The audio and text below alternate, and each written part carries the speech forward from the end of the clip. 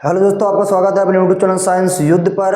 तो आज की वीडियो में क्लास 12 के लिए केमिस्ट्री में जो टॉपिक चल रहा था halo alkane and hello Erin, उसमें कल की वीडियो में आप सभी लोगों ने एक अणुक अभिक्रिया या SN1 अभिक्रिया की क्रियाविधि को बहुत ही अच्छे तरीके से समझा था। और आज के वीडियो में आप लोग समझेंगे SN2 या द्वि अणुक अभिक्रिया की क्रियाविधि को। तो ज़्यादा समय न लेते हुए अपने वीडियो को स्टार्ट करते हैं। तो आप सभी लोग अपनी कॉपी और पेन निकाल लीजिए और उसमें हेडिंग लगा लीजिए द्वि अणुक अभिक्रिया या SN2 अभिक्रिया की क्रियाविधि। ठीक है, तो हेडिंग है द्वि अणुक अभिक्रिया या SN2 अभिक्रिया की क्रियाविधि ठीक है, तो आप सभी लोग अपनी कॉपी में ये हेडिंग लगा लीजिए, दो अणुक अभिक्रिया या SN2 अभिक्रिया की क्रियाविधि, और इसको बहुत ही अच्छे तरीके से समझिए। इसकी क्रियाविधि को समझने के लिए सबसे पहले आपको 2-3 इसके पॉइंट हैं उनको समझना पड़ेगा। ठीक है, तो देखिए पॉइंट नंबर 1 जो इसका है, SN2 की जो क्रियाविधि है वो एक पद में ही संपन्न हो जाती है, जबकि SN1 की जो क्रियाविधि थी वो 2 पदों में संपन्न होती थी। ठीक, पहले पद में क्या हो रहा था कि धीरे धीरे है ना विषमांग विदलन के फलस्वरूप क्या बनना था, कार्बोधनायन बनना था, और कार्बोधनायन जो था वो नाभिक स्नेही अभिकर्मक से क्रिया करके तीव्र वेग से क्रिया करके उत्पाद बना ले रहा था। लेकिन SN2 की जो क्रियाविधि है वो एक पद में ही संपन्न हो जाती है। तो यहाँ आप पॉइंट में लिख लीजिए SN2 की क्रियाविधि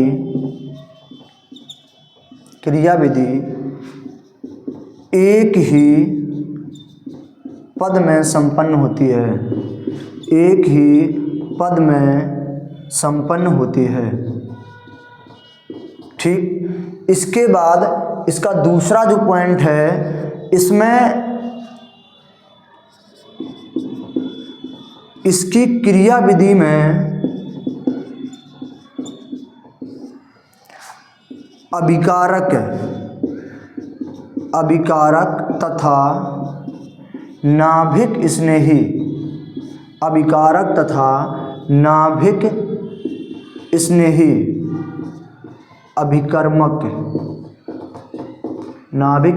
अभिकर्मक दोनों का सांद्रण परिवर्तित होता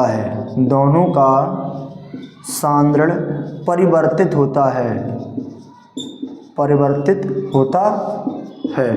ठीक है, यानी कि इसकी जो क्रियाविधि है इसमें एक अभिकारक होता है और एक नाभिक स्नेही अभिकर्मक होगा। इन दोनों का सांद्रण क्या होगा, परिवर्तित होगा। ठीक, और तीसरा जो पॉइंट है, यह क्रियाविधि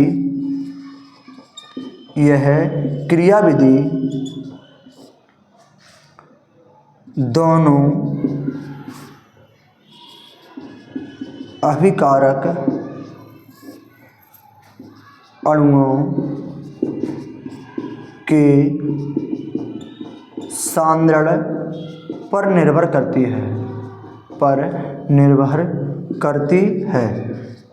ठीक है, तो ये जो 3 पॉइंट है इस क्रियाविधि के मुख्य पॉइंट हैं। ठीक, पहला पॉइंट जो है वो SN2 की जो क्रियाविधि है वो एक पद में ही संपन्न हो जाती है। दूसरा जो पॉइंट है, इसमें जो 2 अभिकारक होंगे, एक तो नाभिक स्नेही होगा अभिकर्मक और एक अभिकारक होगा, इनका सांद्रण दोनों का परिवर्तित होता है।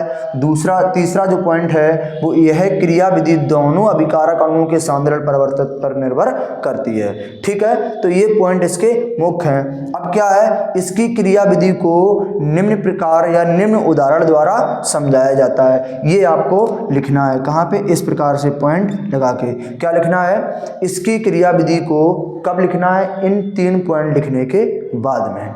ठीक, क्या लिखना है, इसकी क्रियाविधि को निम्न उदाहरण द्वारा समझाया जाता है। और इसका निम्न उदाहरण क्या है, आप लोग बहुत ही अच्छे तरीके से समझिए कि ये क्रियाविधि जो है वो किस प्रकार से संपन्न होती है। ठीक है, इसके उदाहरण में हम ले रहे हैं मेथिल ब्रोमाइड। क्या ले रहे हैं? Methyl bromide. और इसकी क्रिया जो है हम जल से करा रहे हैं। किससे करा रहे हैं? जल से करा रहे हैं। ठीक, तो जब इसकी क्रिया जल से होगी, इसका नाम क्या है? मेथिल, और Br का नाम क्या होता है? ब्रोमाइड। तो क्या हो जाएगा? Methyl bromide. और ये क्या है? जल है। ठीक, तो जब हम मेथिल ब्रोमाइड की जल से क्रिया कराएंगे, जल जो है वो क्या है? नाभिक स्नेही अभिकर्मक है। क्या है? नाभिक स्नेही अभिकर्मक है। तो जब हम इसकी क्रिया कराएंगे तो पहले इसकी जो क्रिया होगी वो कैसे होगी? धीरे धीरे। कैसे होगी? धीरे धीरे। जब इसकी क्रिया धीरे धीरे होगी तो क्या होगा?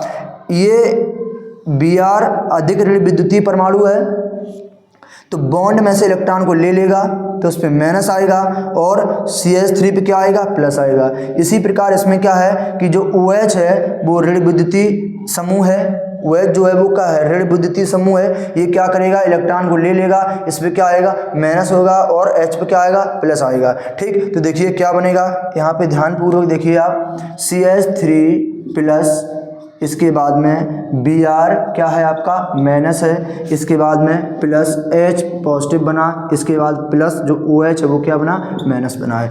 ये जो कंपाउंड बना है इसे कहते हैं क्षणिक मध्यावर्ती। क्या कहते हैं? क्षणिक मध्यावर्ती। क्षणिक मध्यावर्ती यौगिक। ठीक, और जो क्षणिक मध्यावर्ती यौगिक होता है ये कुछ क्षण के लिए ही बनता है, और इसके बाद आयनों या बंधों के परिवर्तन के द्वारा ये अपने आप उत्पाद में कन्वर्ट हो जाता है। ठीक, इसको आपको बहुत ही अच्छे तरीके से समझना पड़ेगा। ठीक, तो कैसे ये उत्पाद में परिवर्तित होगा? तो ये तीव्र वेग से होगा। क्यों होगा? यहाँ लिख लेना, तीव्र वेग से। ठीक, क्योंकि इसमें आयन उपस्थित हो गए हैं, और आयन जो है वो धन ऋण को आकर्षित करेगा और ऋण धन को आकर्षित करेगा। ठीक है, इसलिए ये क्रिया कैसी होगी? तीव्र वेग से होगी। ठीक, जब तीव्र वेग से क्रिया होगी तो देखिए कैसे होगी।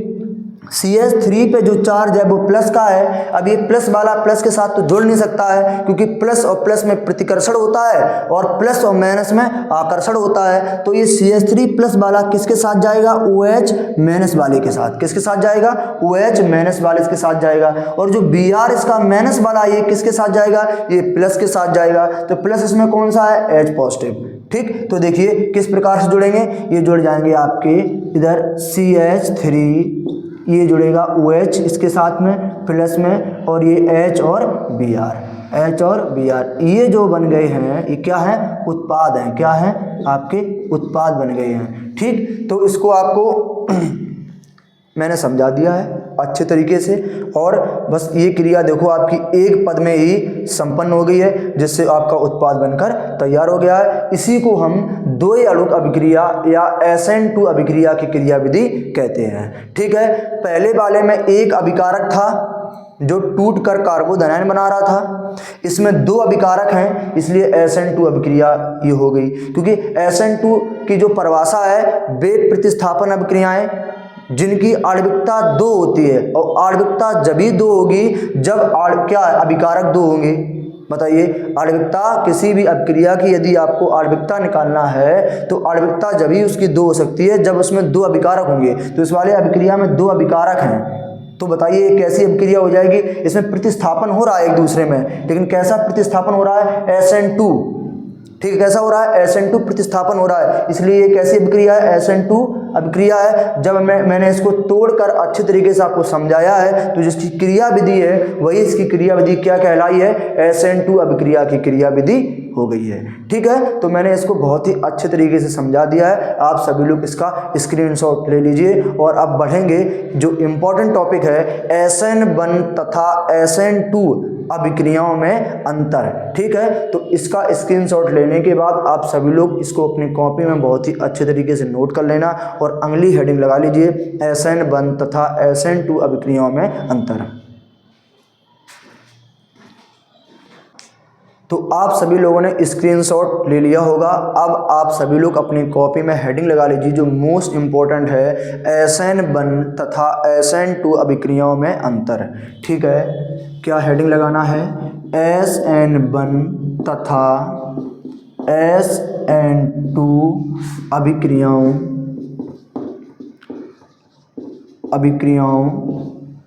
में अंतर। ठीक है, अंतर या विभेद एक ही बात होती है, आपको ये हेडिंग लगाना है। ठीक है, और एक तरफ क्या करना है आपको, यहाँ SN1 डाल लेना है और एक तरफ आपको डाल लेना है SN2। ठीक, और इसको आप लोग अच्छे तरीके से समझिए और इसको अंतर को अपनी कॉपी में लिख लीजिए। ठीक, ये हेडिंग लगा लीजिए और एक एक पॉइंट को अच्छे तरीके से समझिए। ठीक, अब देखिए ध्यान से, SN1 और SN2 में अंतर आपको दर्शाना है, तो पहला पॉइंट में आपको क्या लिखना है, मैं इसकी एक ट्रिक बता दे रहा हूँ किस प्रकार से अंतर आपको लिखना है। यदि इनकी अगर आपको परिभाषा याद है तो अंतर लिखने में आपको प्रॉब्लम कभी नहीं होगी। ठीक है, किसी का भी अंतर आपको लिखना है तो पहला पॉइंट जो है उसकी परिभाषा लिख दीजिए। ठीक है, तो बताइए SN1 की परिभाषा क्या है, बेअसैन अभिक्रिया, बेअसैन अभिक्रिया, अभिक्रिया जिसकी आणविकता एक होती है उसे SN1 अभिक्रिया कहते हैं, SN1 अभिक्रिया कहते हैं। ये तो पहला पॉइंट हो गया SN1 में। SN2 का दूसरा पॉइंट, इसकी परिभाषा क्या हो जाएगी बताइए, पहला पॉइंट इसका होगा, क्या होगी बताइए, बेअसैन अभिक्रियाएं, अभिक्रियाएं जिनकी आणविकता दो होती है उसे SN2 अभिक्रिया कहते हैं, अभिक्रिया कहते हैं। ये तो इनका पहला पॉइंट हो गया, इनकी परिभाषा। अब SN1 में दूसरा पॉइंट क्या होगा, आपने इसकी क्रिया विधि को पढ़ा है। SN1 की जो क्रिया विधि है वो कितने पद में होती है, 2 पद में, तो इसका एक पॉइंट ये हो जाएगा, SN1 की क्रिया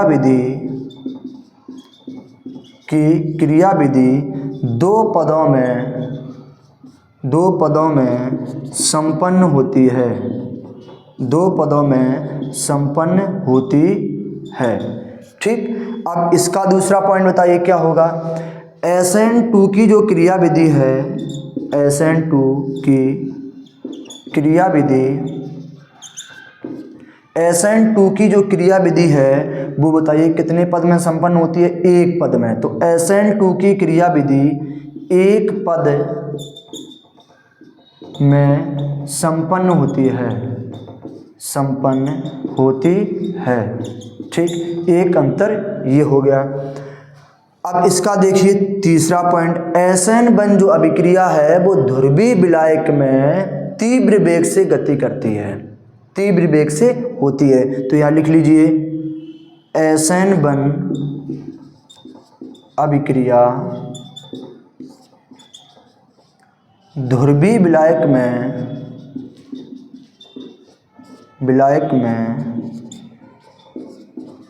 तीव्र वेग से गति करती है। ठीक, और SN2 अभिक्रिया में जो तीसरा पॉइंट होगा बताइए क्या होगा, SN2 अभिक्रिया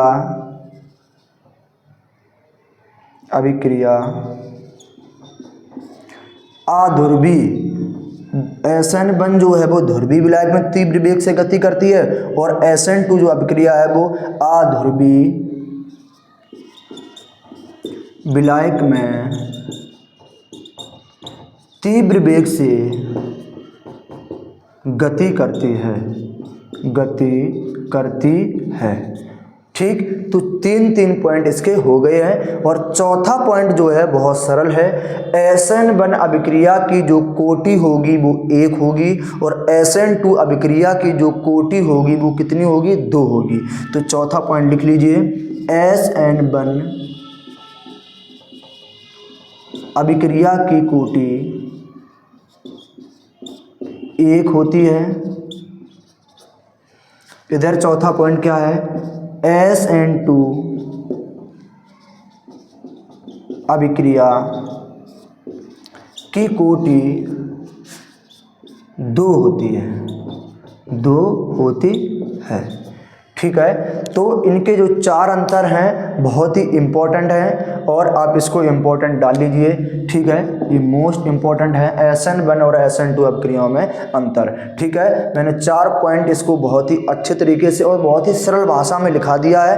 आपको यदि इसकी क्रियाविधि के बारे में पता है और इन अभिक्रियाओं की परिभाषा यदि पता है तो आप इनके अंतर आराम से लिख लोगे। यदि इनकी क्रियाविधि और इनकी परिभाषाएं यदि आपको पता नहीं है तो इस जो पिछली वीडियो हैं उनको देख कर आएँ, तभी आज का टॉपिक आपको सही से समझ में आएगा।